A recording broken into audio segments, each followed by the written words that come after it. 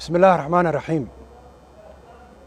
مدحوينها جمهورية فدرالك Soomaaliya mudane دكتور حسن شيخ محمود oo maalinkii labaad uu uga socdo Addis Ababa caasimada dalka Itoobiya soo dhaweyntii diiranayd ee uu sameeyay ra'iisul wasaaraha Itoobiya Abiy Ahmed shalay oo madaxweynaha Dr. Xasan Sheekh Maxamuud soo gaaray Addis Ababa si loo horumariyo xiriirka labada dal ayaa kulan laba geesood ah oo labada mas'uuliyaasheen la isku afkartay in la wanaajiyo xiriirka diblomaasiyadeed dhaqaale la iskana kaashado la dagaalanka argagixisada.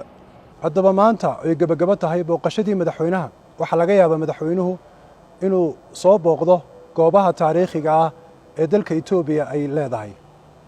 alla weyn qofkii aaminana isaga awood leh. usoo wareegoo la jaanqaad dunida casriga oo ku maamula abka dahabalaas nolol maalmeedkaaga maaliyadeed hadda kala soo deg App Store iyo Play Store abka dahabalaas.